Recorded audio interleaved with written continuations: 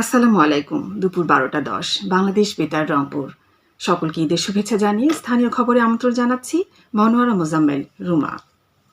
প্রধানমন্ত্রী তারেক রহমান কুমিল্লায় রেল ক্রসিংয়ে ট্রেনের সঙ্গে বাসের সংঘর্ষে হতাহতের ঘটনায় গভীর শোক ও দুঃখ প্রকাশ করেছেন। সম্প্রতি বগুড়ায় ট্রেন দুর্ঘটনার পর গত শনিবার দিবাগত মধ্যরাতে কুমিল্লায় ট্রেন দুর্ঘটনার নেপথ্যে কারণ অবিলম্বে খুঁজে বের করতে এবং নিহতদের পরিবারকে আর্থিক সহায়তার নির্দেশ দিয়েছেন প্রধানমন্ত্রী।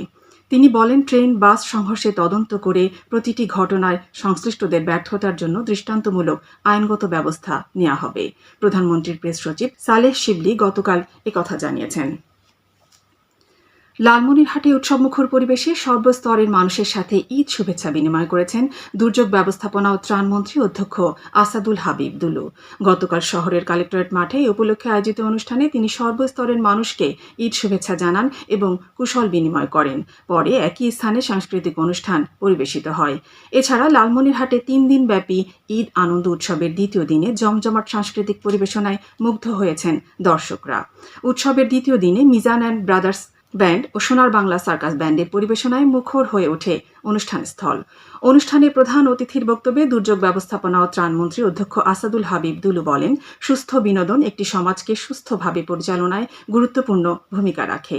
তিনি তরুণদের মাদক, জুয়া ও যৌতুক সহ বিভিন্ন সামাজিক অপরাধ থেকে দূরে থাকার আহ্বান জানান। পরে তিনি উপস্থিত তরুণদের মাদক, জুয়া ও যৌতুক বিরোধী শপথ গ্রহণ করান। এ সময় পুলিশ সুপার 15 বিজিবির অধিনায়ক, সদর উপজেলা নির্বাহী কর্মকর্তা, বিএনপির নেতৃবৃন্দ সহ হাজারো তরুণ ও সর্বস্তরের জনসাধারণ উপস্থিত ছিলেন। পবিত্র ঈদ উল ফিতরের আজ তৃতীয় দিন। আজও সরকারি ছুটি থাকায় ঈদের আমেজ এখনও কাটেনি। সকাল থেকে রংপুর সহ উত্তরাঞ্চলের বিভিন্ন বিনোদন কেন্দ্রে মানুষের ভিড় লক্ষ্য করা গেছে। পরিবার, পরিজন, আত্মীয় স্বজন ও বন্ধুদের নিয়ে বিভিন্ন বয়সের মানুষ পার্ক, চিড়িয়াখানা, রিসোর্ট ও বিভিন্ন দর্শনীয় স্থানে ঘুরে বেড়াচ্ছেন। রংপুর নগরীর বিনোদন কেন্দ্রগুলোতে এখন উৎসব মুখর পরিবেশ বিরাজ করছে। শিশুদের হাসি, আনন্দ, তরুণদের উচ্ছ্বাস এবং বড়দের অবসর কাটানোর আনন্দে পুরো পরিবেশ প্রাণবন্ত। নাগরদোলা, বিভিন্ন রাইড, নৌকা ভ্রমণ, খোলা জায়গায় আড্ডা সব মিলিয়ে ঈদের আনন্দে মেতে উঠছেন সব বয়সী মানুষ। রংপুর চিড়িয়াখানা কর্তৃপক্ষ জানায়, ঈদকে সামনে রেখে নতুন করে সাজানো হয়েছে চিড়িয়াখানা ও শিশু পার্ক। বিনোদন প্রেমীদের নিরাপত্তা দিতে সব ধরনের ব্যবস্থা নিয়েছে ট্যুরিস্ট পুলিশ। জয়পুরহাটে ঈদের তৃতীয় দিনের জেলার বিনোদন কেন্দ্র ও দর্শনীয় স্থানগুলোতে নানা বয়সী ভ্রমণ পিপাসুদের উপচে পড়া ভিড় লক্ষ্য করা যাচ্ছে।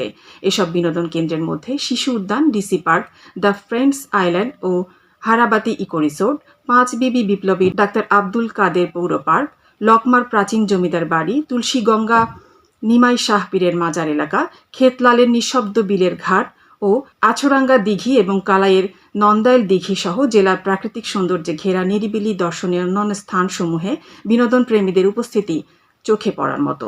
এসব দর্শনীয় স্থানে অধিকাংশরাই নিজস্ব মোটর বাইকে যাতায়াত করলেও অনেককে সিএনজি কিংবা অটোরিকশা রিজার্ভ করে পছন্দের নির্দিষ্ট দর্শনীয় স্থানটিতে ভ্রমণ করতে দেখা যাচ্ছে। গাইবান্ধার গোবিন্দগঞ্জ পৌরসভার বর্ধনকুটি খানাবাড়ি মদিনাতুল উলুম ইসলামিয়া মাদ্রাসার প্রাক্তন হাফেজ ছাত্রদের ঈদ পুনর্মিলনী গতকাল অনুষ্ঠিত হয়েছে। অনুষ্ঠানে প্রধান অতিথি ছিলেন স্থানীয় সংসদ সদস্য শামীম কায়সার লিঙ্কন। আমন্ত্রিত মেহমান ছিলেন বগুড়া কারবালা মাদ্রাসার মুহাদ্দিস মুফতি মোহাম্মদ ফজলুল করিম। জয়পুরহাটের 5 বিবিতে দারুল ইসলাম একাডেমির উদ্যোগে স্থানীয় প্রাক্তন খেলোয়াড়দের ঈদ পুনর্মিলনী ক্রীড়া প্রতিযোগিতা ও শর্ট পিচ ক্রিকেট টুর্নামেন্ট শুরু হয়েছে।